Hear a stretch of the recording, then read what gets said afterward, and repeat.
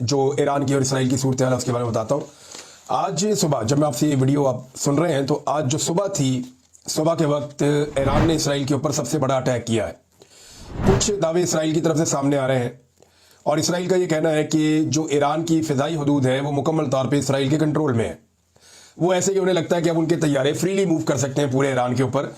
क्या ये बात ठीक है? लेकिन ये एक इसराइल का दावा है और उन्होंने ये कहा कि वो ईरान में जहाँ चाहते हैं अपने एयर जेट्स वो ले जाते हैं, फाइटर जेट्स।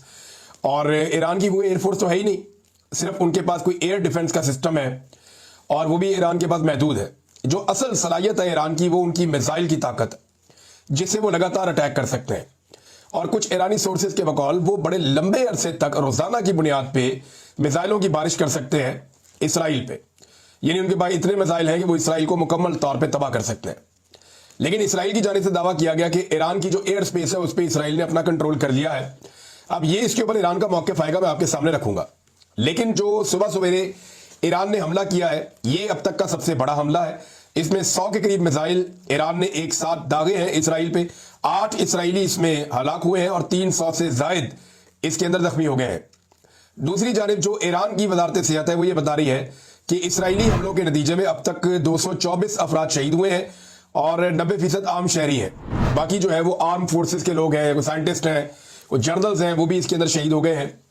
तो 224 अफराद ईरान की जानिब से शहीद हुए हैं, जबकि अब इसराइल का नुकसान भी हो रहा है। इसराइली जो है मुल्क छोड़ छोड़ के जा रहे हैं, मुल्क छोड़ छोड़ के भाग रहे हैं और बड़े अजीबोगरीब मनाजिर हमने देखे। इससे पहले जब जब इसराइल कोई लड़ाई लड़ता है और जैसे ही उसके शहरी जाकर अपनी हिफाजत के पेश नज़र यूरोपियन एयरपोर्ट्स पे उतरते हैं तो उनका इस्तकबाल किया जाता है। हमने ये मनाजिर एक मरतबा नहीं कई मरतबा देखे। जैसे इसराइली शहरी यूरोप में दाखिल होते हैं उनके एयरपोर्ट्स पे तो वो इसराइली झंडा लेकर जाते हैं तो उनका इस्तकबाल किया जाता है। इस मरतबा ऐसा नहीं हुआ क्योंकि इसराइल गुज़िश्ता 2 सालों से एक ऐसा जुल्म और जबर कर रहा है। उन्होंने एक ऐसी बर्बरियत शुरू कर रखी है गजा में जिसकी वजह से उनका पूरा का पूरा इमेज तबाह हो गया है पूरी दुनिया में। अभी कुछ विजुअल मैंने देखे, फ्रांस के दारुल हुकूमत में जब एक फ्लाइट उतरती है तो उसमें से निकलते हैं इसराइली पैसेंजर्स जो अपनी जान बचा कर आए हैं। वो जैसे ही वहां पे उतरे उन्होंने इसराइल के झंडे निकाले और नारे लगाना शुरू किए तो सामने जो शहरी मौजूद थे, जितने भी एयरपोर्ट पे लोग थे, उन्होंने उनके खिलाफ नारेबाजी शुरू कर दी। वो गर्मजोशी नहीं थी बल्कि एक सर्दमारी थी और इसराइली शहरियों के खिलाफ एक रिएक्शन था। इसराइल और इसराइल के शहरियों को यह समझना पड़ेगा कि जिस तरह के जंगी जुनून में वो मुब्तला है उससे दुनिया में उनकी इज्जत में इजाफा नहीं हो रहा बल्कि दुनिया उनके खिलाफ होती चली जा रही है। और ये मनाजिर हमने देखे हैं, अभी हमने ये मनाजिर फ्रांस में देखे हैं, बाकी जगहों से भी आपको ऐसे मनाजिर नजर आएंगे। पूरी दुनिया में एहतजाज हुए हैं, बहुत बड़े बड़े एहतजाज हुए हैं गजा के लोगों के हक में। नीदरलैंड के अंदर एक बहुत बड़ा एहतजाज हुआ है, उसको देखने के बाद मैं हिल गया था कि पाकिस्तान में इतना बड़ा एहतजाज करने की इजाजत पाकिस्तान की गवर्नमेंट ने नहीं दी जितने बड़े एहतजाज अमेरिका में, बरतानिया में, नीदरलैंड में, दुनिया के बहुत सारे और मुल्कों में हुए हैं। तो पाकिस्तान के अंदर तो इस वक्त जो हुकूमत है वो ऐसा लगता है कि इसराइल को शायद खुश रखना चाहती है। वो किसी को इसराइल के खिलाफ बात ही नहीं करने देते और किसी को फलस्तीनियों के हक में निकलने ही नहीं देते। जो निकलते हैं उन्हें वो मारते हैं। अगर कोई फलस्तीन का झंडा उठा ले तो वो उससे झंडा छीन लेते हैं। दूसरे ममालिक के जो खिलाड़ी हैं वो फलस्तीन के झंडे लेकर घूमते हैं, लेकिन पाकिस्तान के स्टेडियम के अंदर भी अगर कोई फलस्तीन का झंडा लेकर आ जाए तो उससे वो झंडा छीन लिया जाता है। अभी तक जो ईरान ने इसराइल को नुकसान पहुंचाया जिन एरियाज में, यहां पे मेरे पास सामने इसराइल का नक्शा मौजूद है और इसके जितने इंपॉर्टेंट एरियाज हैं वहां पे ईरान ने स्ट्राइक किया है। और अब तक की इत्तला के मुताबिक डिफरेंट लोग इसमें बड़ा अच्छा रिपोर्ट कर रहे हैं। रजी ताहिर साहब और उनकी टीम बहुत अच्छा रिपोर्ट कर रही है और वो इस मामले के साथ पूरी तरह से जुड़े हुए हैं। अब जो कामयाबियां ईरान को मिली है उनमें हीफा की ऑयल रिफाइनरी जो है वो जुज़वी तौर पे तबाह कर दी है।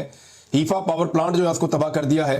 राफेल असला साज कंपनी जो है फैक्ट्री वो तबाह हो गई है और न्यू एटम एयरबेस जो है उस पर कामयाब हमले हुए हैं।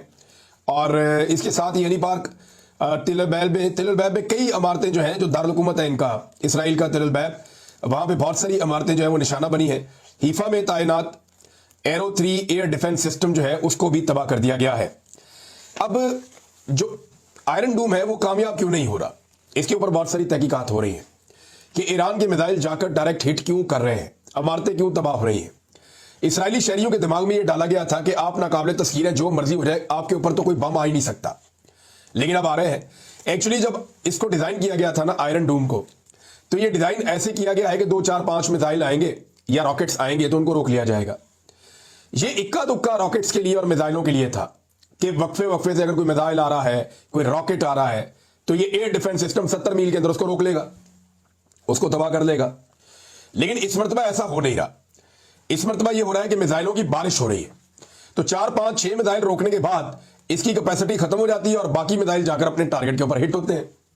और ईरान को इस बात का अंदाजा हुआ गुज़िश्ता साल, जब इसराइल ने एक बहुत बड़ी गलती की और उन्होंने इस्माइल हानिया को शहीद कर दिया ईरान में।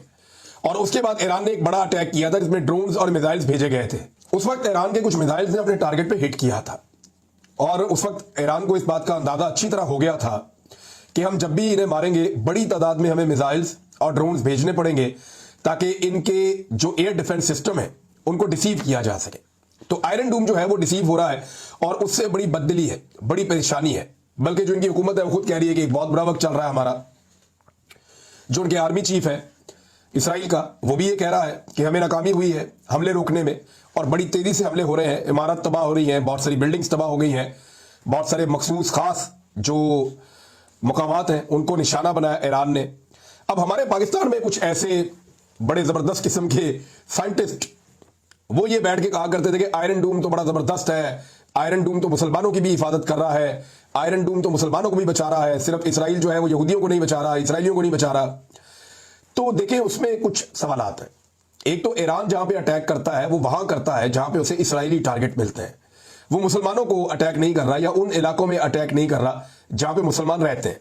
और दूसरी साफ बात यह है कि आयरन डूम जो काम करता है वो भी उन इलाकों में करता है जहां पे इसराइल की हसास तनसीबात हैं या जहां पे इसराइली बड़ी तादाद में रहते हैं, उनके इंपॉर्टेंट एरियाज हैं।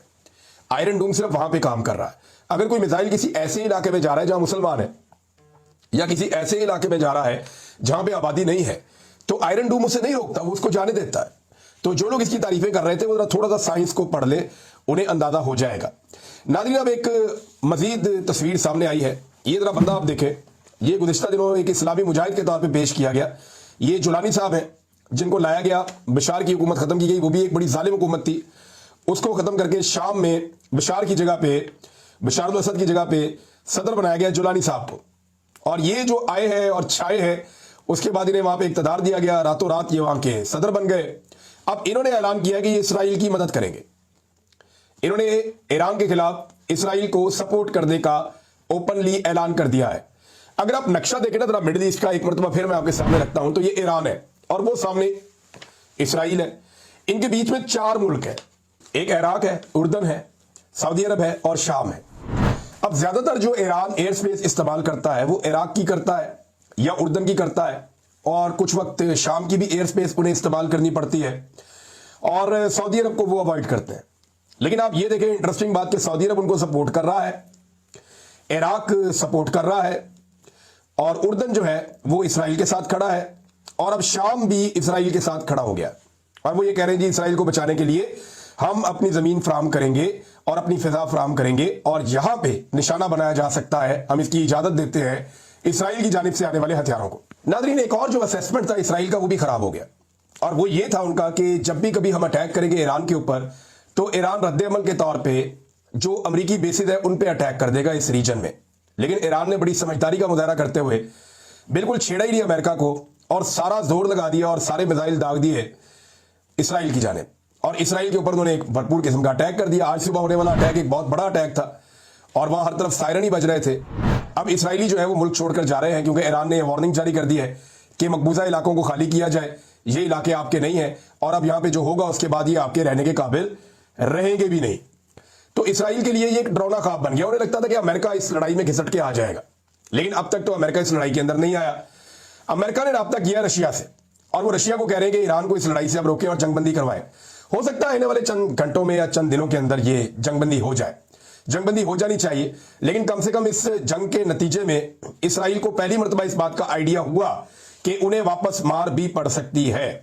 ईरान ने एक मरतबा फिर कहा कि जी वो हर किस्म के ताउन के लिए पहले भी तैयार था, और उन्होंने ये कहा कि वो आइंदा भी कर सकते हैं। लेकिन साथ ही साथ अब ईरान के अंदर ये सोच बड़ी तेजी से बढ़ती चली जा रही है कि हमें एटमी कुव्वत बनना चाहिए, और हो सकता है कि वो अपने एक्ट ऑफ पार्लियामेंट के जरिए से आने वाले वक्त में अपने आप को मुआहिदों से बाहर निकाल लें और उसके बाद वो एटमी कुव्वत बनने की तरफ पेशकदमी शुरू कर दें, क्योंकि इसराइल ने जो उनके साथ किया उसके बाद उनके पास कोई और चांस बचता नहीं है। नाज़रीन, पाकिस्तान इसमें क्या कर सकता है, ये एक बड़ा सवाल है। देखिए, पाकिस्तान प्रैक्टिकली कुछ ऐसा नहीं कर रहा। बहुत सारी ऐसी हवा में खबरें छोड़ी जा रही हैं कि एक गुमनाम जहाज वो जनाब जाता है और घुस जाता है इसराइल की फिजाओं में और वो तबाहियां फेर देता है, हर तरफ बम्बारमेंट करता है और फिर वो गुमनाम जहाज कहीं और चला जाता है। बहुत सारे लोग ऐसी चीजें रिपोर्ट कर रहे हैं। ये नहीं उनका ये दावा है कि जनाब वो कहां से आया, वो कहां गया। ये तो ऐसे कहानी है जैसे सबज चौके वाले की कहानी थी। हमें सुनाई जाती थी कि जनाब सबज चौके वाले आते थे, वो बम कैच कर देते थे जो इंडिया वाले मारते थे। तो ये कहानियां होती हैं, लड़ाई में साइंस चलती है। जब कुफार ने शदीद हमला किया तो नबी अकरम सल्लल्लाहु अलैहि वसल्लम, आपसे प्यारा तो अल्लाह ताला को कोई नहीं था, वो भी जख्मी हो गए थे। मुसलमानों को जंगों में शिकस्तें हुई हैं और बड़े बरगजीदा सहाबी मौजूद थे जब मुसलमानों को बाद औक़ात शिकस्त का सामना करना पड़ा है। तो लड़ाई में आपको जो है वो अपने वसाइल इस्तेमाल करने पड़ते हैं, दिमाग इस्तेमाल करना पड़ता है और जुर्रत के साथ लड़ना पड़ता है। जंग में दो तरफा नुकसान हो रहा है, ईरान का भी हो रहा है, इजराइल का भी हो रहा है।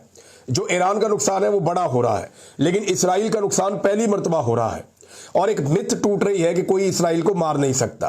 तो 57 इस्लामी मुल्कों में या 56 इस्लामी मुल्कों में जिसने जुर्रत की है वो एक ईरान है और उसने करके दिखाया वो जो कोई और नहीं कर पाया, और उसने इस वक्त इसराइल के अंदर मलबे का ढेर इकट्ठा कर दिया है। और ये मनाजिर जो हम गजा में देखते थे वो अब हम इसराइल के अंदर देख रहे हैं। अब